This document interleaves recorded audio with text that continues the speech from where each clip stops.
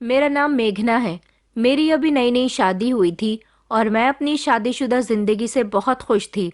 खुश होती भी क्यों नहीं, आखिरकार मेरा पति मेरा बहुत ख्याल रखता था, मुझ पर लाखों रुपए खर्च करता था। मेरा पति हर रोज मेरे लिए एक नया सूट खरीद कर लाता था। हर हफ्ते मुझे ढेर सारी शॉपिंग करवाया करता था। यहाँ तक कि हर दूसरे तीसरे दिन वो मुझे कोई ना कोई ज्वेलरी देता रहता था। मुझे फूलों का बहुत शौक था। मुझे फूलों की महकती हुई खुशबू बहुत अच्छी लगती थी।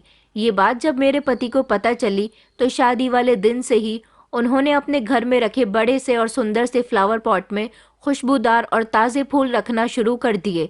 वो फिक्र से रोज ताज़े फूल उस फ्लावर पॉट में रख दिया करते थे और सख्ती से कहते कि इन फूलों को तुम हाथ मत लगाना और ना ही ये फ्लावर पॉट यहाँ से हटना चाहिए। मैं बहुत खुश थी कि मेरे पति मुझसे बहुत प्यार करते हैं। लेकिन एक दिन जब मेरा पैर फिसला और मुझसे गलती से फ्लावर पॉट गिर गया तो फ्लावर पॉट में मौजूद सारे फूल जमीन पर बिखर गए थे। उसके साथ ही एक और चीज भी थी जिस पर मेरी नजर गई। उसे देखते ही मेरे पैरों तले से जमीन निकल गई और मन किया कि मैं अपने पति को जान से मार दूं, क्योंकि उन्होंने तो मेरी मैं तेजी से चल रही थी और बार बार पीछे पलटकर देख रही थी। वो अजीब सा इंसान ना जाने कब से मेरे पीछे पीछे चल रहा था। एक तो रात होने वाली थी और फिर बारिश भी बहुत तेज थी।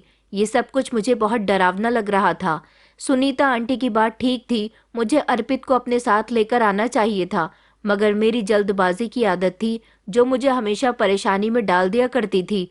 मैं अपने आप को बुरा भला कहती हुई जल्दी जल्दी चल रही थी। मुझे जल्द से जल्द पहुंचना था।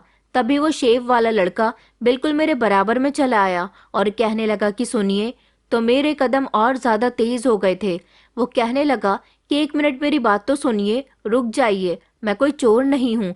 इससे पहले मैं भागने लग जाती तभी मुझे उसकी जोरदार आवाज सुनाई दी थी। मैं चौंक कर रुक गई और मुड़कर ध्यान से उसको देखने लगी। वो कोई चोर नहीं था तो फिर इतनी देर से मेरा पीछा क्यों कर रहा था। वो छोटा सा पाउच मेरी तरफ बढ़ाकर कहने लगा, ये आप जब वहां दुकान से निकली तो गिर गया था। मैंने जल्दी से पाउच लिया और कहा, ओहो ये गिर गया। उस पाउच में मेरी गोल्ड की रिंग मौजूद थी। मैंने जल्दी से पाउच खोला और उसमें अपनी गोल्ड की अंगूठी चेक की तो टिश्यू पेपर में लिपटी हुई मेरी गोल्ड की अंगूठी अभी भी उसमें मौजूद थी। मैंने अपने पर्स से पैसे निकालकर दुकानदार को दिए होंगे तो पाउच वहां गिर गया होगा। वो तो मेरा ही सामान मुझे देने के लिए आया था और मैं उस लड़के के बारे में न जाने क्या क्या सोच रही थी। मैंने उसको थैंक यू बोला और सॉरी भी कहा। मैंने कहा मैं आपको गलत समझ बैठी थी। तो उसने कंधे उचकाए और कहा कि जैसा आप मुझे समझ रही हो मैं बिल्कुल भी वैसा नहीं हूँ। उसकी बात पर मैं शर्मिंदा हो गई थी। मैंने कहा नहीं नहीं ऐसा नहीं है। उसे तसल्ली देते हुए मैं फौरन आगे बढ़ गई थी। मैं एक ऐसी लड़की थी जो अपनी जिंदगी को अपने मुताबिक गुजारना चाहती थी। मुझ में कूट कूट कर जल्दबाजियां भरी हुई थी। मम्मी मेरी इस हरकत से खुश भी हुआ करती थी और कभी कभी मेरी ये जल्दबाजी वाली हरकत मुझे नुकसान भी पहुंचा देती थी। मम्मी जो काम करने में 2-3 घंटे लगा दिया करती थी मैं उसको सिर्फ आधे घंटे में कर दिया करती थी। मुझे काम शुरू करने से पहले काम खत्म करने की जल्दी होती थी और मैं सारा काम झटपट निपटा लिया करती थी। मेरी मम्मी कहती थी कि तुम जल्दबाजी से काम मत किया करो, बस आराम से काम किया करो। मम्मी मुझे हमेशा यही एडवाइस दिया करती थी, लेकिन मैं उनकी बात पर ध्यान नहीं देती थी। मैं अपने घर में सबसे छोटी और लाडली थी। मेरी 2 बहनों की शादी हो चुकी थी और एक छोटा भाई भी था। मेरे पापा पुलिस में थे, लेकिन अब उनकी उम्र काफ़ी हो गई थी, इसलिए वो रिटायर्ड थे। मेरे पापा अब ज़्यादातर घर में ही रहते थे और लोगों को अपनी कामयाबी के किस्से सुनाने में सबसे ज़्यादा माहिर थे। वैसे तो मैं सपनों की दुनिया में विश्वास नहीं रखती थी, मगर ना जाने मैं भी कैसे बहक गई थी। मुझे उससे मोहब्बत हो गई थी जिसके साथ मेरा कोई मैच नहीं था। मेरी एंगेजमेंट मेरे पापा के दोस्त के बेटे नीरज के साथ हो गई थी। नीरज के साथ मेरा कोई मोहब्बत वाला मैटर नहीं था। ये एंगेजमेंट अभी कुछ समय पहले ही हुई थी। नीरज के पापा और मेरे पापा आपस में बहुत अच्छे दोस्त थे और उसकी मम्मी सुनीता आंटी से भी मेरी मम्मी की अच्छी जान पहचान थी, इसलिए वो हमारे घर जल्दी जल्दी आती जाती रहती थी। उन्होंने मुझे अपने बेटे के लिए पसंद कर लिया था। नीरज का एक बड़ा भाई भी था और 2 बहनें थीं। दोनों ही बहनों की शादी हो चुकी थी। रिश्ते की पहल नीरज की फैमिली की तरफ से हुई थी। जब उन्होंने मेरा हाथ नीरज के लिए मांगा था तो मेरे मम्मी पापा उन्हें इनकार न कर सके थे। इस रिश्ते से ऐतराज तो मुझे भी नहीं था। नीरज कोरियर कंपनी में काम करता था, उसमें आगे बढ़ने का टैलेंट था। सुनीता आंटी को उम्मीद थी कि वो आगे चलकर और भी कामयाब होगा। वैसे तो सुनीता आंटी के घर में किसी चीज की कोई कमी नहीं थी, सब कुछ बिल्कुल ठीक ठाक चल रहा था कि अचानक विशाल मेरी जिंदगी में चला आया था। मुझे रास्ते में किसी ने पुकार कर पूछा कि सुनिए, जरा आप ये एड्रेस बता देंगी कि ये कहाँ का एड्रेस है।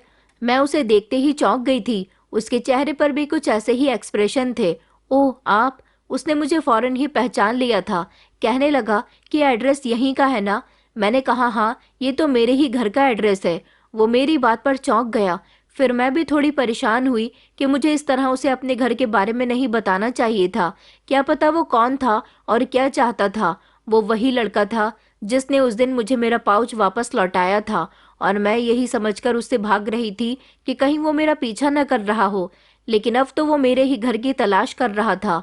वो कहने लगा कि आप मुझे बता देंगी कि मुझे किस तरफ जाना है। वो मुझे सोचता हुआ देखकर मुझसे सवाल करने लगा। मैं परेशान हो गई।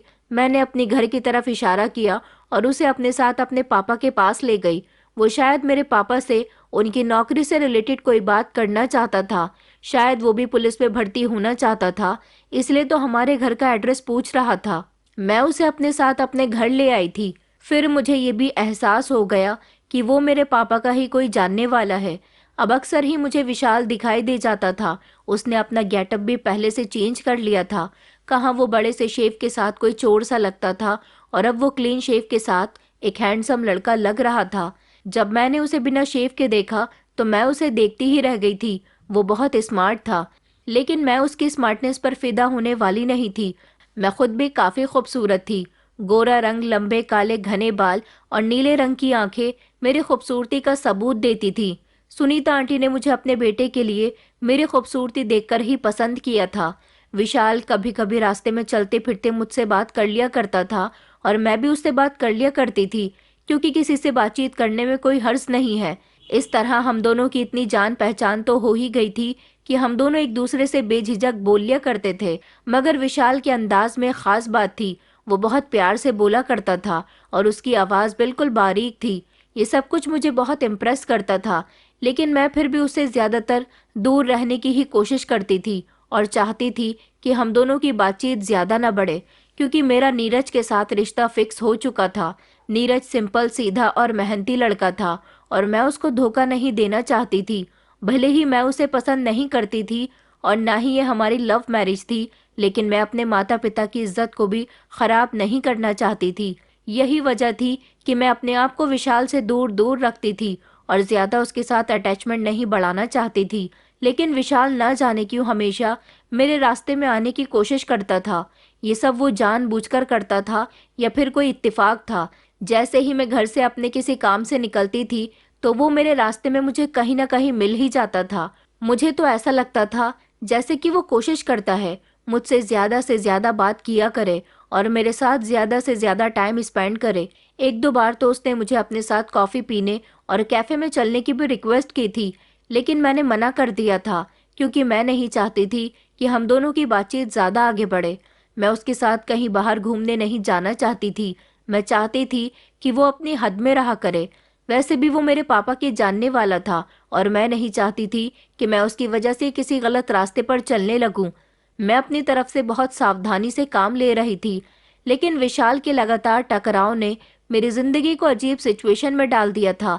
मैं घर से निकलकर मार्केट जाने के लिए निकली ही थी, तभी अचानक मुझे पीछे से किसी के चलने की आवाज आने लगी।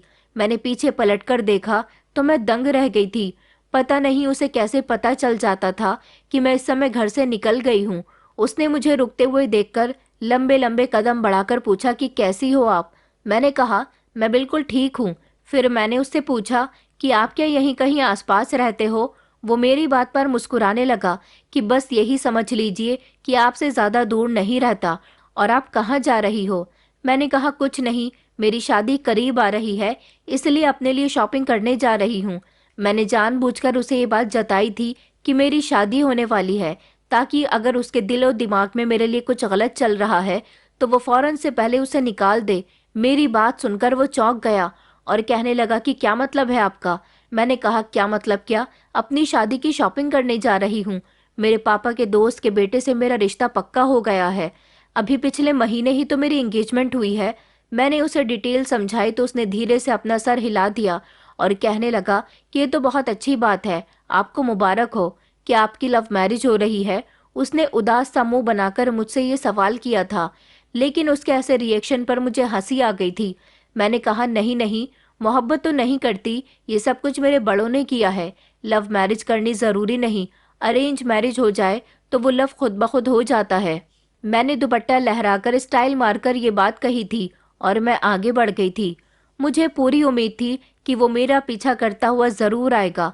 मैं अपनी ज़िंदगी में बहुत खुश थी। मम्मी पापा शादी की डेट फिक्स करने का सोच रहे थे। मुझे इस बात पर कोई एतराज़ नहीं था। जब रिश्ता तय हो गया तो शादी भी एक न एक दिन होनी ही है। लेकिन मैं अपनी शादी से बहुत खुश थी। जल्दी जल्दी बाजार जाकर अपने लिए थोड़ा बहुत सामान लेकर आ जाती थी। एक दिन एक खतरनाक खबर ने हम सब के होश उड़ा दिए थे। ड्यूटी के समय मेरे होने वाले पति नीरज की बाइक बुरी तरह से एक ट्रक से टकरा गई थी। वो काफ़ी दूरी के फासले पर ट्रक के साथ घसीटता चला गया। हादसा इतना ज़्यादा खतरनाक था कि उसका बचना किसी चमत्कार से कम नहीं था। वो जिंदा तो बच गया था, लेकिन उसकी दोनों टांगें लाचार हो गई थी। उसके माता पिता से तो जैसे ही सदमा बर्दाश्त नहीं हो रहा था। आखिरकार वो उनका लाडला बेटा था, क्योंकि उसके बड़े भैया तो अपनी शादी के बाद अपनी पत्नी को लेकर दूसरे शहर में जाकर बस गए थे और उसकी बहनों की भी शादी हो चुकी थी। अब नीरज ही था जो अपने माता पिता का इकलौता सहारा था, और वो भी अब उनको इतना बड़ा झटका लगा बैठा था। मेरे परिवार वालों समेत सब लोग बहुत परेशान थे। नीरज के साथ होने वाला हादसा कोई मामूली हादसा नहीं था। किसी तेज रफ्तार बाइक की टक्कर नीरज की बाइक से लगी तो वो अपनी बाइक पर कंट्रोल नहीं कर सका और तेज रफ्तार से आते ट्रक से जाकर उसकी टक्कर हो गई और उसे घसीटता चला गया। इस हादसे ने मुझ समेत कई लोगों की जिंदगी बदल कर रख दी थी। नीरज के पेरेंट्स जहां इस सदमे से नहीं निकल पा रहे थे, उधर वो लोग खुश भी थे कि इतना बड़ा हादसा होने पर भी उनके बेटे की जान बच गई थी। सबसे ज़रूरी बात तो यही थी, मैं भी अलग कन्फ्यूज़न का शिकार हो रही थी। नीरज को ऐसी कंडीशन में एक्सेप्ट करना मेरे लिए कोई आसान बात नहीं थी। वो खुद भी अपने आप को ऐसी कंडीशन में एक्सेप्ट नहीं कर पा रहा था। उसका बिहेवियर कुछ दिनों में ही बहुत चिड़चिड़ा सा हो चुका था। नीरज के एक्सीडेंट को कुछ समय गुजरा तो सब ने यही सोच लिया था कि वो अपने कदमों पर कभी खड़ा नहीं हो सकता। वो बेचारा अब लाचारी की ही जिंदगी गुजारने पर मजबूर हो गया। घर बैठकर भी गुजारा करना आसान बात नहीं है। वो अपने माता पिता का इकलौता सहारा था, इसलिए उसने हिम्मत नहीं हारी और दोबारा काम करने के लिए घर से निकल गया था। नीरज के बड़े भैया भी ये सब सुनकर वापस घर जरूर आए थे, मगर उनके अपने पेरेंट्स के साथ संबंध अच्छे नहीं हो सके थे, क्योंकि उनकी पत्नी नहीं चाहती थी कि वो दोनों पति पत्नी उनकी फैमिली की जिम्मेदारी दोबारा से उठाएं। वो दोनों पति पत्नी तो यही चाहते थे कि वो अलग ही रहें। नीरज के भैया भाभी सिर्फ उसका हालचाल लेने के लिए आते रहते थे और फिर वापस चले जाया करते थे। नीरज ने अपने माता पिता को ऐसे हालात में अकेला छोड़ने के बारे में सोचा भी नहीं था। वो अब भी अपनी कोरियर कंपनी में बैठकर काम कर सकता था, लेकिन हालात पहले जैसे नहीं थे। मेरे दिल में ना जाने कैसे कैसे ख्याल आ रहे थे। मैं नीरज को ऐसी कंडीशन में एक्सेप्ट करने के लिए बिल्कुल भी तैयार नहीं थी। पहले की बात और थी। पहले वो सेहतमंद लड़का था, लेकिन अब वो लाचार बन चुका था। मैंने मम्मी पापा से साफ साफ कह दिया था कि मैं अब नीरज के साथ शादी नहीं करूंगी। वो मेरी बात सुनकर खामोश हो गए थे, क्योंकि वो जानते थे कि अब हालात कैसे हैं और पहले कैसे थे, इसलिए वो शर्मिंदा हो गए थे। उन्होंने कहा कि लेकिन बेटा, हम किस मुंह से इनकार करेंगे। पापा ने कहा कि नीरज का पिता विहान मेरा बहुत अच्छा दोस्त है। उसके बेटे के साथ हादसा हुआ है। ये सब कुछ जानबूझकर नहीं किया गया, और वैसे भी नीरज ने अभी हार नहीं मानी। वो नौकरी कर रहा है। वो एक शरीफ इंसान है। तुम्हारी जिंदगी उसके साथ अच्छी गुजरेगी। तुम एक बार सोच लो ये रिश्ता खत्म करने से पहले। मम्मी पापा की बात सुनकर मुझे बहुत गुस्सा आया था। मैंने कहा, आप लोग ये कैसी बातें कर रहे हो? और पापा, आप अपने दोस्त को खुश करने के लिए अपनी बेटी को बलि का बकरा बनाना चाहते हो? हर किसी को अपनी जिंदगी का डिसीजन लेने का हक है, और मैं नीरज के साथ शादी करने के लिए तैयार नहीं हूँ। मैंने साफ शब्दों में अपनी बात कह दी थी तो मेरे मम्मी पापा दोनों खामोश हो गए थे। वो जानते थे कि मैं अपनी जिद पर अड़ी रहूंगी। मैं अपनी जिंदगी में किसी ऐसी कंडीशन गुजारने के लिए तैयार नहीं थी जहां मेरा फ्यूचर एक लाचार आदमी के साथ बेकार होकर रह जाए। नीरज अभी भी नौकरी करने के काबिल था, लेकिन जिंदगी में खाना कमाना ही कुछ नहीं होता। जिंदगी की कई परेशानियां और जिम्मेदारियां होती हैं। एक फिट लाइफ पार्टनर का साथ होना बहुत जरूरी होता है। मेरे दिल में यही बात थी कि नीरज मेरे साथ उन सारी जिम्मेदारियों में साथ नहीं दे सकेगा। मैंने उस रिश्ते के लिए साफ इनकार कर दिया था और कहा था कि मैं नीरज के साथ जिंदगी गुजारने के लिए तैयार नहीं हूँ। आप लोग मेरे लिए कहीं और रिश्ता तलाश कर सकते हो। मम्मी पापा दोनों के पास ही अब खामोश होने के अलावा कोई दूसरा रास्ता नहीं था। शायद परिवार के तानों से बचने के लिए उसके बाद उन्होंने मुझ पर शादी का कोई दबाव नहीं डाला था, बल्कि बाकी लोगों से भी ये कहकर बात खत्म कर दी थी कि जब शादी का समय आएगा तो देखा जाएगा। फिलहाल सब लोग खामोश हो गए थे और इस मामले को ज्यादा नहीं बढ़ाया गया। मम्मी मुझे तसल्ली जरूर दिया करती थी, लेकिन मैं जानती थी कि वो चाहती हैं कि मेरी शादी नीरज के साथ ही हो। मैं समझती थी कि मेरी जिंदगी नीरज के साथ बहुत अलग और मुश्किल रहेगी, लेकिन मेरे मम्मी पापा को ये लगता था कि समय के साथ साथ मैं हालात को एडजस्ट करना सीख जाऊंगी। मुझे तसल्ली इस बात की थी कि मम्मी पापा ने मेरे इस फैसले को खामोशी से मान लिया था और मुझ पर कोई दबाव नहीं डाला था। वो अब खुद भी मेरे नीरज के साथ रिश्ता नहीं करवाना चाहते थे, लेकिन पापा की दोस्ती की वजह से वो अपनी शर्मिंदगी से सर नीचा करने से परेशान हो रहे थे। मुझे डर था कि वो विहान अंकल और सुनीता आंटी के कहने में आकर मेरी शादी जबरदस्ती नीरज के साथ न करवा दें, लेकिन मैंने फैसला कर लिया था कि मैं किसी के दबाव में आकर शादी नहीं करूंगी। मैं इन सारी टेंशनों में बुरी तरह से उलझ चुकी थी, इसलिए अपने दिल का बोझ अपनी सहेली से शेयर करने के लिए मैं उसके घर जाने के लिए जैसे ही अपने घर से बाहर निकली तो वो न जाने फिर से कहाँ से आ गया। वो मुझे आवाज लगाकर कहने लगा कि तुम्हें मेरी बात सुननी ही पड़ेगी। वैसे तो मैं भी उसकी बात सुनना चाहती थी।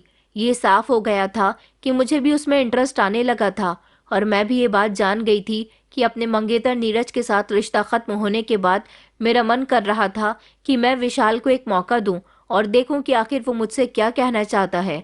विशाल शायद मेरे लिए एक अच्छा लड़का ऑप्शन हो सकता था। अभी मेरे पेरेंट्स को मेरे लिए कोई रिश्ता तो नहीं मिला था, इसलिए मेरा मन करता था कि विशाल को एक मौका दिया जाए। हम दोनों एक कैफे में जाकर बैठ गए थे और वहां जाकर हमने अपनी बातचीत शुरू की। वहां बैठते ही विशाल कहने लगा कि मैं तुमसे एक पर्सनल बात करना चाहता हूँ। पहली नज़र में देखते ही मैंने तुम्हें पसंद कर लिया था। मैं तुम्हारे साथ शादी करना चाहता हूँ। उसने तो वही बात कही थी जिसके बारे में मुझे पहले से ही पता था। मैं खामोश होकर उसकी बात सुन रही थी। अब मैं उसे क्या बताती कि मैं खुद कितनी बड़ी मुसीबत से निकल कर आई थी। मैंने उसे नीरज के बारे में भी नहीं बताया था। अगर उसे पता चला कि मैं नीरज को सिर्फ इसीलिए छोड़ चुकी हूँ कि वो लाचार हो गया है, तो ना जाने वो मेरे बारे में क्या सोचता। मैं अपना एक बेहतर फ्यूचर चाहती थी और नीरज के साथ शादी का मतलब अपनी ख्वाहिशों को कुर्बान करना था। अगर मैं नीरज से शादी कर लेती तो क्या सारी जिंदगी पछताती रह जाती। मैं सोच में गुम थी जब नीरज कहने लगा कि क्या हुआ, तुमने मेरी बात का जवाब नहीं दिया। मैं उसकी आवाज़ सुनकर चौंक गई थी। मैं बस कुछ सोच ही रही थी। मैं एक बार तुम्हारे बारे में अपने पेरेंट्स से बात करना चाहती हूँ, उसके बाद ही तुम्हें जवाब दूंगी। मैंने फिलहाल तो उसे टाल दिया था और वो उदास होकर वहां से चला गया, लेकिन सच ये था कि मेरे दिल के किसी कोने में उसको एक्सेप्ट करने की ख्वाहिशें छुपी हुई थी। मैंने कुछ दिनों के बाद ही विशाल को इशारा दे दिया था और मम्मी पापा से भी मैं बात कर चुकी थी। वैसे तो वो राजी हो गए थे कि मेरी शादी नीरज के अलावा कहीं और हो जाए, लेकिन अभी मेरे लिए कोई बेहतर रिश्ता नहीं था। मैं उनकी ये मुश्किल आसान करने वाली थी। मैंने विशाल को समझा दिया था कि वो अपने पेरेंट्स को मेरे घर रिश्ता लेकर भेज दे, और सच ये था कि मैं पूरी तरह से विशाल से मोहब्बत नहीं करती थी, लेकिन हालात ने मुझे मजबूर कर दिया था कि मैं उसे एक्सेप्ट कर लूं। हाँ, मेरा दिल विशाल की तरफ खिंचने लगा था, लेकिन मैंने अपने आप को संभाल लिया था। नीरज के साथ मेरी जिंदगी लाचारी के अलावा कुछ भी नहीं होती, इसलिए मैंने सोच लिया था कि मैं अब विशाल से ही शादी करूंगी और अपनी जिंदगी को आगे बढ़ाऊंगी। विशाल मेरे लिए एक मौका था और एक नया रास्ता था। इसके थ्रू मैं अपनी जिंदगी को आगे बढ़ा सकती थी। मैंने ठान लिया था कि मैं अपने बीते हुए कल को भूलकर आने वाली जिंदगी की शुरुआत करूंगी, चाहे इसके लिए मुझे अपनी फीलिंग्स पर काबू ही क्यों ना करना पड़े। विशाल कुछ दिनों बाद मेरे मम्मी पापा से मिलने अकेला ही आ गया था। उसे अकेला देखकर तो मैं भी दंग रह गई थी। उसने कहा था कि उसके मम्मी पापा इस दुनिया में नहीं है। मेरे रिश्तेदार हैं, लेकिन उन्होंने भी मुझे कभी एक्सेप्ट नहीं किया। मुझे मेरी आंटी ने पाल पोस कर बड़ा किया था, लेकिन अब वो भी इस दुनिया से जा चुकी हैं। विशाल की बात सुनकर मम्मी पापा खामोश हो गए थे। मैं भी हैरान रह गई थी, क्योंकि ये सारी बातें पहले तो विशाल ने मुझे नहीं बताई थी। मैं तो उसे एक नॉर्मल फैमिली का मेंबर समझती थी। मेरे पापा कहने लगे कि बेटा, हम तुम्हारी फैमिली और तुम्हारे पेरेंट्स के बारे में कुछ भी नहीं जानते। हम तुम्हारी फैमिली की डिटेल के बारे में जानना चाहते हैं, लेकिन अब जब तुमने हमें बताया है कि तुम्हारे पेरेंट्स इस दुनिया में नहीं हैं, तो हम कंफ्यूज हो रहे हैं कि हम क्या करें। विशाल कहने लगा कि मैं जानता हूँ कि मेरा अकेला होना आपको परेशान कर रहा है, लेकिन आप मुझे अपना बेटा समझ सकते हैं। विशाल की बातों में एक अपनापन सा था, लेकिन मम्मी पापा अभी भी कंफ्यूज हो रहे थे। विशाल कुछ देर बातचीत करने के बाद वहां से चला गया था, लेकिन मम्मी पापा अभी भी सोच विचार में डूबे हुए थे कि उसके आगे पीछे कोई नहीं है। कल को अगर कोई परेशानी हो गई तो हम क्या करेंगे। मैंने कहा, मम्मी पापा, कुछ नहीं होगा, आप लोगों को इतना परेशान होने की ज़रूरत नहीं है। कभी कभी गैर भी अपने बन जाते हैं। विशाल एक अच्छा इंसान है, मैं उसे अच्छी तरह से जानती हूँ। आप प्लीज़ उस पर भरोसा करिए। मम्मी कहने लगी कि बेटा, नीरज भी तो अच्छा इंसान था, लेकिन उसके साथ होने वाले हादसे की वजह से तुमने उसे छोड़ दिया। मैंने कहा, मम्मी, नीरज की अलग बात है और विशाल की अलग बात है। मैं मम्मी पापा को हर तरह से समझाने की कोशिश कर रही थी। मैं चाहती थी कि वो विशाल से मेरी शादी करवा दें। मम्मी पापा को इस रिश्ते के लिए मनाना मेरे लिए कोई आसान बात नहीं थी। मुझे हर रोज़ ही उनसे किसी न किसी बात पर बहस करनी पड़ती थी। तब कहीं जाकर वो इस रिश्ते के लिए राज़ी हुए थे। मुझे सुकून मिल गया था कि फाइनली उन्होंने हिम्मत कर ही ली थी कि मेरा रिश्ता पूरी तरह से नीरज की फैमिली से ख़त्म कर सके। नीरज की फैमिली को भी ये पता चल गया था कि मेरा रिश्ता कहीं और तय हो गया है। ये बात नीरज और उसकी फैमिली के लिए किसी बड़े झटके से कम नहीं थी। पहले ही वो लोग अपने बेटे की लाचारी का बहुत बड़ा गम सह चुके थे। नीरज पूरी तरह से खामोश हो चुका था, क्योंकि वो अब एक नॉर्मल इंसान नहीं रहा था। ऐसी कंडीशन में वो खुद भी जानता था कि मुझे अपने साथ जोड़ने का कोई फ़ायदा नहीं है, जब मैं दिल से उसके साथ रहना ही नहीं चाहती थी। नीरज की फैमिली की तरफ से कोई रिएक्शन नहीं हुआ था, और ये खामोशी मेरे रिश्ते को तय करने में मददगार साबित हुई। उनकी तरफ से कोई एतराज़ नहीं था और ना ही कोई सवाल था। मम्मी पापा ने मेरी खुशियों को ध्यान में रखते हुए आखिरकार मेरा रिश्ता विशाल के साथ तय कर दिया था। विशाल ने जल्दी से शादी की तैयारी पूरी कर ली थी और हमने सिंपल तरीके से शादी कर ली थी। फिर वो मुझे अपने साथ शादी करके अपने घर ले गया था। विशाल के साथ अपनी ज़िंदगी की स्टार्टिंग करते हुए मैं खुशी से ज़्यादा उलझनों का शिकार थी। एक तरफ नीरज को उसकी लाचारी की वजह से छोड़ने का पछतावा था, जो दिल के किसी कोने में चुभ रहा था, लेकिन मैं अपनी ज़िंदगी में बिजी होने की वजह से इस बात को अपने दिमाग से निकालने की कोशिश कर रही थी। दूसरी तरफ मुझे ये भी डर था कि विशाल पता नहीं कैसा हस्बैंड साबित होगा। मैंने उसे अच्छी तरह जाना भी नहीं था, और सच ये था कि नीरज की जिद और हालात की वजह से मैंने विशाल को सिलेक्ट किया था। मैंने विशाल को समझने और उसके साथ खुद को बेफिक्र करने के लिए वक्त पर सब कुछ छोड़ दिया था। विशाल मुझे अपने घर ले आया तो मैं हैरान रह गई थी। उसका घर छोटा था, मगर बहुत साफ सफाई वाला और अच्छा था। मैं उसके साथ खुश थी, लेकिन मेरे दिल में मौजूद सवाल अभी ख़त्म नहीं हुए थे। मैं विशाल की हरकतों पर नज़र रख रही थी। मैं जानना चाहती थी कि वो किस टाइप का इंसान है और उसके साथ सारी ज़िंदगी का सफ़र कैसा रहेगा। गुजरते हुए वक्त के साथ साथ मैंने महसूस किया, विशाल एक जिम्मेदार, ख्याल रखने वाला और अच्छा इंसान है। विशाल ने कभी मुझे किसी बात के लिए रोक टोक नहीं की थी। उसका बिहेवियर मेरे साथ बहुत अच्छा था। वो सुलझा हुआ, समझदार इंसान था। कभी कभी मुझे अपनी किस्मत पर यकीन नहीं होता था। विशाल के पास किसी चीज़ की कोई कमी नहीं थी। वो सब कुछ उसके पास था जिसके लिए हर पत्नी तरसती हो। मैंने अपने पति के साथ अपनी शादीशुदा जिंदगी की शुरुआत बहुत अच्छे से की थी। मेरे सारे वहम कुछ दिनों में ही खत्म हो गए थे। मैं जो अपने किए गए फैसले के बारे में हमेशा सोचती रहती थी, अब मुझे लगने लगा था कि मैंने अपनी जिंदगी का बिल्कुल ठीक फैसला किया था, और विशाल मेरे लिए अच्छा ऑप्शन साबित हुआ था। वरना मैं सारी जिंदगी अपना सर पकड़कर रोती रहती। विशाल ने मेरी हर ख्वाहिश पूरी की, मुझे वो सब दिया जिसकी मैं ख्वाहिश रखती थी। एक दिन मैं अपने रोज के कामों में किचन में बिजी थी, तभी दरवाजे पर आहट सुनकर मैंने फौरन पलटकर देखा। उस समय मेरे पति के आने का टाइम तो नहीं था, क्योंकि घर में मेरे और मेरे पति के अलावा कोई दूसरा नहीं रहता था। मैं दरवाजे पर अपने पति को देखकर हैरान रह गई थी। उनके हाथ में एक बड़ा सा फूलों का गुलदस्ता था। मैंने कहा, अरे आप जल्दी आ गए। मैंने उनके हाथ में फूल देखे तो मैं बहुत खुश हो गई। वो कहने लगे कि तुम्हें फूल पसंद है ना? मैंने कहा कि हाँ, मुझे फूल बहुत पसंद है। उन्होंने कहा, मैंने कमरे में एक बहुत बड़ा और खूबसूरत सा फ्लावर पॉट लगाया हुआ है। ये फूल हम उसी फ्लावर पॉट में लगाएंगे। ये इतने सारे ताज़ा और खुशबूदार फूल देखकर मैं खुश हो गई थी। मैंने कहा, ये सब आप मेरे लिए लेकर आए हो? वो कहने लगे कि हाँ, इससे तुम्हें कमरे में एक अच्छी और ताज़ा फीलिंग आएगी। मैंने खुश होकर उन फूलों को अपने हाथ में लिया और मैं उनकी खुशबू सूंघने लगी। साथ ही मेरे पति मेरे लिए एक प्यारा सा ड्रेस भी लेकर आए थे। जब मैंने उसे खोलकर देखा तो वो बहुत ही सुंदर था। मैं ये सब देखकर खुशी से उछल पड़ी। मुझे पता ही नहीं था कि मेरे पति की पसंद इतनी अच्छी है। उन्होंने कहा कि ये सब स्पेशली तुम्हारे लिए है, चलो रूम में चलते हैं। रूम में जाते ही उन्होंने उस बड़े से खूबसूरत से फ्लावर पॉट में वो सारे फूल रख दिए थे। उन्होंने कहा कि अब मैं जा रहा हूँ, तुम आराम से मेरा लाया हुआ ड्रेस पहन लो और मुझे दिखाओ कि ये तुम पर कैसा लग रहा है। अपने पति के कहने के मुताबिक मैंने उन्हें एक कमरे से निकाल दिया और मैं कमरे में ही ड्रेस पहनकर देखने लगी। ये ड्रेस बहुत अच्छा था। मुझे तो यकीन ही नहीं आ रहा था। इस ड्रेस को पहनकर मैं बेहद सुंदर लग रही थी। मैं अपने पति की फैन हो गई थी। मेरे पति कहने लगे, अब मैं तुम्हारे लिए रोज कोई ना कोई गिफ्ट लेकर आऊंगा। आखिर मेरी पत्नी इतनी सुंदर है कि मैं उसे हमेशा खुश रखना चाहता हूँ। अपने पति की बात पर मैं भी मुस्कुरा दी थी। मेरे पति ने कहा था, हाँ मगर एक बात याद रखना, ये फ्लावर पॉट यहाँ से हटना नहीं चाहिए। ये बहुत ही महंगा फ्लावर पॉट है।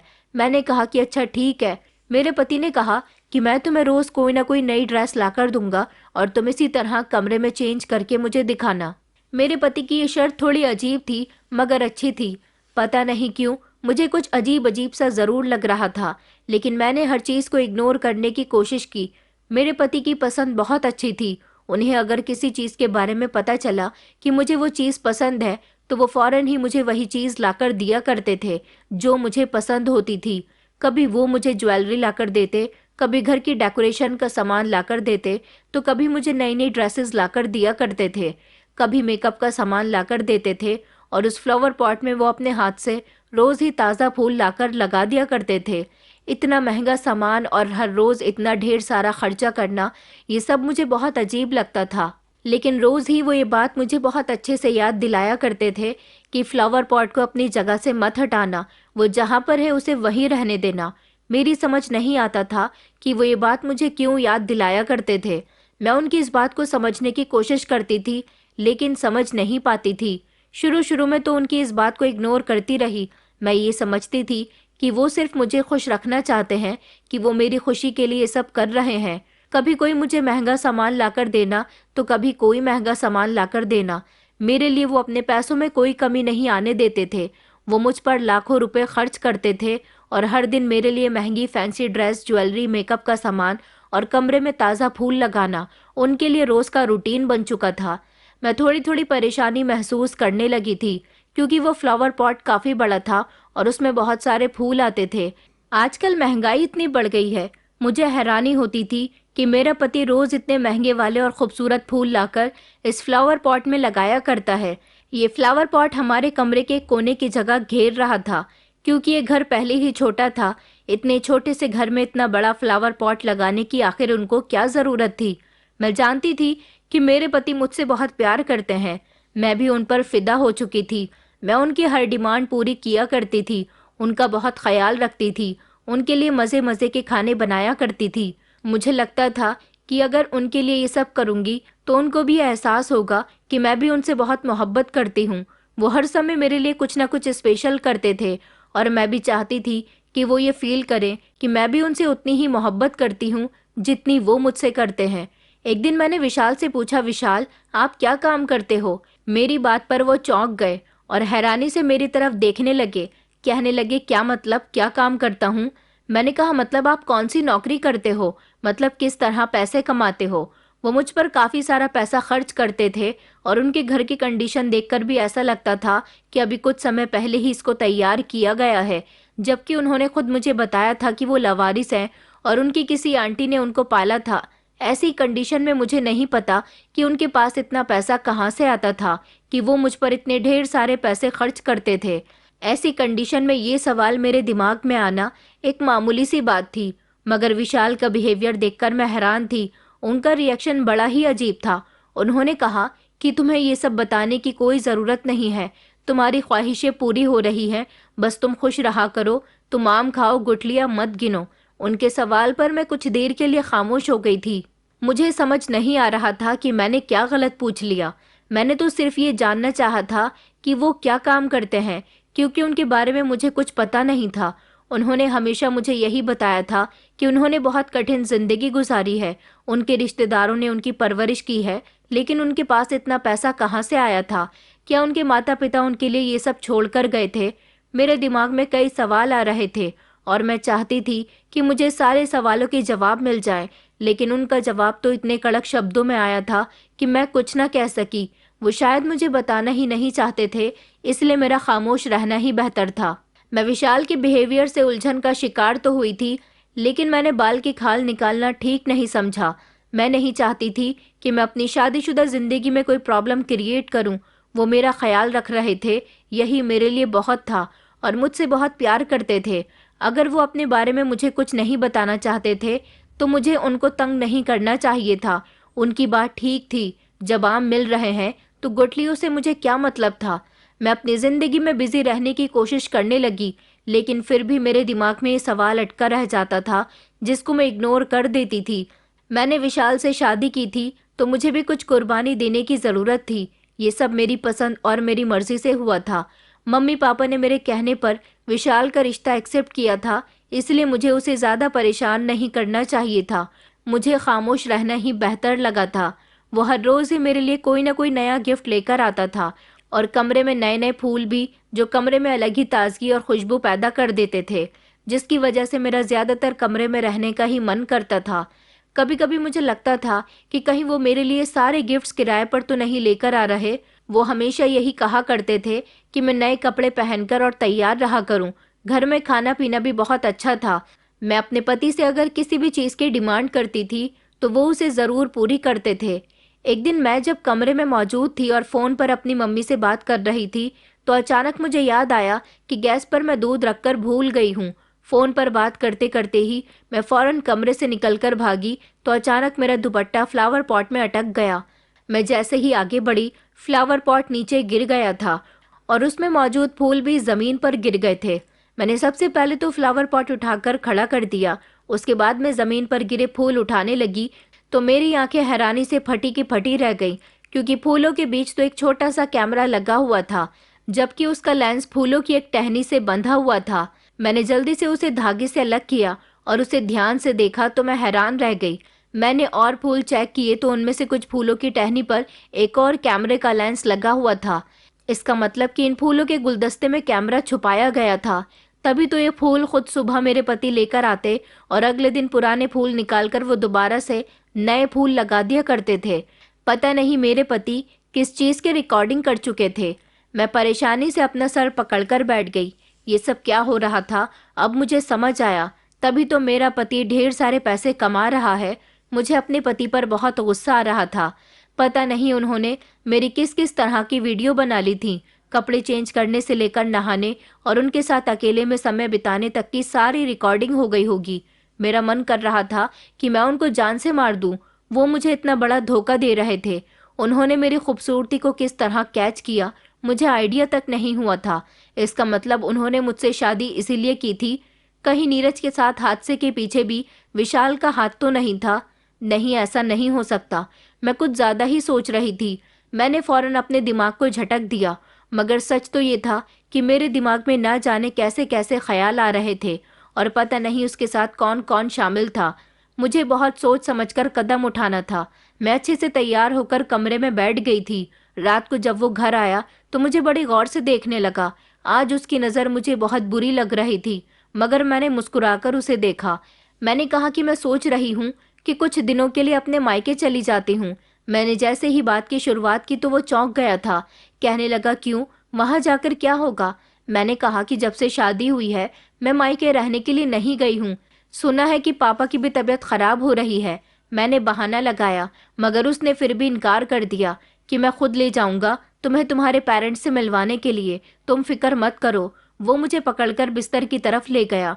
आज उसकी मौजूदगी से मुझे बहुत उलझन महसूस हो रही थी, लेकिन मैं मजबूर थी। मुझे जल्द से जल्द इस मैटर का कोई सॉल्यूशन ढूंढना था। मैं बुरी तरह से फंस चुकी थी। मेरे पास इसके अलावा और कोई दूसरा रास्ता नहीं था कि मैं अपने पापा को या और किसी को इस परेशानी में शामिल कर सकूं। मैं अकेली इसका कुछ नहीं बिगाड़ सकती थी। विशाल के घर से निकलते ही मैं भी निकलकर खड़ी हो गई थी। मैंने बहुत शर्मिंदगी के साथ अपने पापा को पूरी बात बता दी थी। वो मेरी बात सुनकर शॉक्ड रह गए थे। मेरे पापा पुलिस में रह चुके थे, हालांकि अब वो रिटायर हो चुके थे, लेकिन वो मेरी मदद कर सकते थे। उन्होंने कहा कि ठीक है बेटा, तुम वापस जाओ, उसे तुम पर शक नहीं होना चाहिए। मैं तब तक पुलिस से कांटेक्ट करता हूँ। अगर उसे शक हो गया तो वो आसानी से हाथ नहीं लगेगा।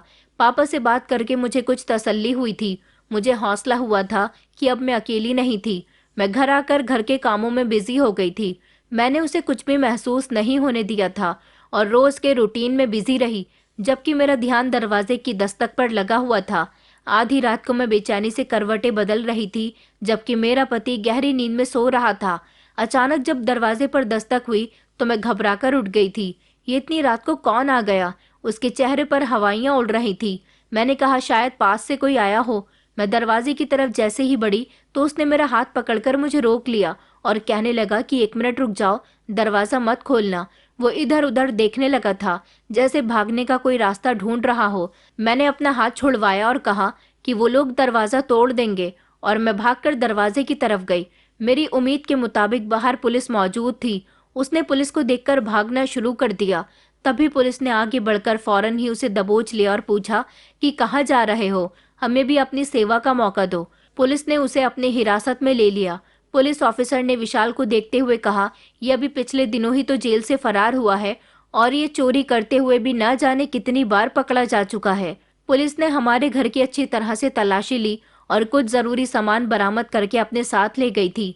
विशाल हैरानी से मुझे देख रहा था। उसे तो पता भी नहीं होगा कि इन सब चीजों के पीछे मेरा हाथ था। मैंने उसे कानो कान खबर ही नहीं लगने दी थी। उसकी गहरी नजर मुझ पर जमी हुई थी। मुझे उसकी नजरों से डर लग रहा था। अगर वो जेल से छूट गया तो मुझे नुकसान पहुंचा सकता था, लेकिन अब मेरी कोशिश थी कि मैं उसके खिलाफ सारे सबूत इकट्ठे करूं ताकि वो लंबे समय के लिए जेल पहुंच जाए। पुलिस उसकी इस केस पर इंक्वायरी कर रही थी और पुलिस ने उसके बारे में जो कुछ भी हमें बताया उसने मेरे होश उड़ा दिए थे। वो एक झूठा और चालाक इंसान था। पुलिस ने बताया कि वो बहुत सारे गैर कानूनी कामों में शामिल था और पैसे कमाने के लिए वो कई तरह के घिनौने काम कर रहा था। इसके साथ साथ वो खूबसूरत लड़कियों की भी वीडियो बनाकर उनकी गलत रिकॉर्डिंग बेचकर पैसा कमा रहा था। सबसे तकलीफ वाली बात ये थी कि वो मुझसे पहले भी कई लड़कियों के साथ ऐसा कर चुका था। उन लड़कियों की खूबसूरती को उसने अपने फायदे के लिए इस्तेमाल किया था। मैं उन लड़कियों के बारे में सोचकर गुस्से का शिकार हो गई। विशाल की हकीकत सामने आ चुकी थी और मुझे एहसास हो रहा था कि मैं उसके जाल में फंस चुकी थी। मेरे लिए सब कुछ एक बुरी हकीकत थी। जो लाखों रुपए वो मेरे ऊपर खर्च कर रहा था, दरअसल वो मेरी वीडियो बनाने और उसको बेचने के लिए था। उसने मुझे अपनी मोहब्बत के झूठे वादों और कीमती गिफ्ट से बहकाया था। वो चाहता था कि मैं उसकी मोहब्बत के झूठे जाल में फंसूं और वो मेरा फायदा उठाए। मुझे बहुत गुस्सा आ रहा था कि मैंने इतनी जल्दी उस पर भरोसा किया था। मैंने विशाल के साथ अपनी जिंदगी गुजारने के जो सपने देखे थे वो सब टूट चुके थे और मुझे पता चल गया था वो सिर्फ मुझे अपने फायदे के लिए इस्तेमाल कर रहा था। विशाल का एक एक जुर्म मेरे सामने आ चुका था। पापा ने उसको गिरफ्तार करवा दिया था और उस पर इतनी धाराएं लगवाई गई थी कि वो कभी जेल से नहीं छूट सकता था। यहाँ तक कि उसके गिरोह के लोगों को भी अरेस्ट कर लिया गया था। उन सब ने अपने अपने जुर्म को एक्सेप्ट कर लिया। मुझे यह हकीकत भी पता चल गई कि विशाल ने नीरज पर भी जानलेवा हमला करवाया था। इस सब में विशाल का ही हाथ था। ये जानकर मैं सदमे में चली गई थी। विशाल ने मुझे अपने जाल में इस कदर फंसा लिया था कि मैं उसकी हकीकत को जानने के बावजूद भी उसके बहकावे में आ गई। उसने जानबूझकर मेरे साथ मोहब्बत का खेल खेला था और मुझे अपने जाल में फंसाया। जब उसको ये पता चला था कि मेरी एंगेजमेंट हो चुकी है, तभी उसने नीरज की जान लेने का प्लान बनाया था। उसका मकसद यही था कि नीरज की जान लेने के बाद मैं किसी न किसी से तो शादी करूंगी ही, मगर अच्छी बात यह थी कि नीरज की जिंदगी तो बच गई थी। लेकिन मैं फिर भी विशाल को मिल गई और नीरज को इस हालात में एक्सेप्ट न कर सकी। नीरज के साथ जो कुछ भी हुआ था उसकी जिम्मेदार मैं ही थी। मेरी बात सुनने के बाद ही उसने नीरज को मारने का प्लान बनाया था। विशाल के साथ साथ मैं खुद को भी नीरज का मुजरिम मानने लगी, मगर पछतावे के अलावा मेरे पास अब कोई रास्ता नहीं था। नीरज तो लाचारी की जिंदगी गुजारने पर मजबूर था और फिर मैं भी उसकी जिंदगी से निकल गई तो उसके पास जिंदगी में बचा ही क्या था। सबको पता चल गया था कि मेरे साथ क्या हुआ है। मैंने शर्मिंदगी की वजह से खुद को कमरे में बंद कर लिया था और अब मेरी हालत ऐसी हो चुकी थी कि मैं खुद से भी नज़र मिलाने के काबिल नहीं रही थी। मम्मी पापा ने उस मुश्किल समय में मेरा बहुत साथ दिया था। वो जानते थे कि मैं कितनी तकलीफ में हूँ। अगर मम्मी पापा नहीं होते तो शायद मैं खुद को संभाल नहीं पाती, अपनी ज़िंदगी से हारकर शायद कुछ और ही कर बैठती।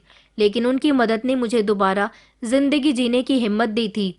पापा ने मुझे विशाल से डाइवोर्स दिलवा दी थी। विशाल की तरफ से मुझे जो धोखा मिला था वो अब मेरी ज़िंदगी में एक बुरे रास्ते की तरह था जिसे अब मैं पीछे छोड़ चुकी थी। नीरज पर जानलेवा हमला करना और उसकी जान को खतरे में डालने के जुर्म में विशाल को सजा दी गई थी और उसे बड़ी रकम हर्जाने के तौर पर भी नीरज को देनी थी। नीरज के पास इतने पैसे नहीं थे कि वो अपना इलाज करवा सकता। जब उसको जुर्माने के पैसे मिले तो उसने अपने आर्टिफिशियल टांगे लगवा ली थी। आर्टिफिशियल टांगे लगने के बाद जब वो पहली बार अपने पैरों पर खड़ा हुआ तो उसकी हालत देखने के काबिल थी। उसे एक नई जिंदगी मिली थी। वो ऊपर वाले का शुक्रिया अदा कर रहा था। उसकी आंखों में आंसू थे। सब लोग उसे उसके पैरों पर खड़ा देखकर बहुत खुश थे। वो जानते थे कि उनके बेटे ने इतनी तकलीफें झेलने के बाद अपने पैरों पर खड़े होने का हौसला बुलंद किया था। वो लाचारी के समय भी हिम्मत नहीं हारा था और अपने घर का बोझ उठा रहा था। सबसे खुशी की बात यह थी कि उसके माता पिता इतना सब होने के बावजूद भी मेरे घर दोबारा से अपने बेटे का रिश्ता लेकर आए थे। जिंदगी ने मुझे दोबारा से एक नया मौका दिया था। सुनीता आंटी ने कहा था कि अब दोबारा से हमारा बेटा आपकी बेटी के काबिल हो गया। हम उसे अपने घर की बहू बनाना चाहते हैं क्योंकि हमारा बेटा उसे पसंद करता है। उसकी पहली और आखिरी पसंद मेघना ही है। मेरे घर वाले बहुत परेशान थे। उनकी समझ में नहीं आ रहा था कि क्या किया जाए। वो शर्मिंदा भी हो रहे थे। लेकिन नीरज ने मुझसे बात की और उसने कहा कि मैं तुम्हें ही पसंद करता हूँ और तुमसे ही शादी करना चाहता हूँ। अब फैसला तुम्हारे हाथ में है। मुझसे मेरे मम्मी पापा ने भी यही कहा कि बेटा, जिंदगी तुम्हें दूसरा मौका दे रही है और ये मौका बहुत अच्छा है। इसे अपने हाथ से मत जाने दो वरना सारी जिंदगी पछताओगी। मैंने इस बात पर अपने मम्मी पापा की बात मानकर जो फैसला किया था वो मेरे लिए कामयाब बैठा था और इस तरह मेरी शादी नीरज के साथ हो गई। आज मैं नीरज के साथ एक खुशहाल जिंदगी गुजार रही हूँ। मैंने जो गलती विशाल की बातों में आकर की थी और नीरज को अकेला छोड़ दिया था, ये सब कुछ मैंने जानबूझकर नहीं किया था। नीरज ने मुझे माफ़ कर दिया था और अब वो मुझे बहुत इज्जत देता है और मेरा बहुत ख्याल रखता है। दोस्तों, उम्मीद करती हूँ आपको हमारी कहानी पसंद आई होगी। कहानी पसंद आई है तो वीडियो को लाइक करें, चैनल पर नए हैं तो चैनल को सब्सक्राइब करें और हाँ, नोटिफिकेशन बेल को ज़रूर दबाएं ताकि अगली अपडेट सबसे पहले आपको मिले।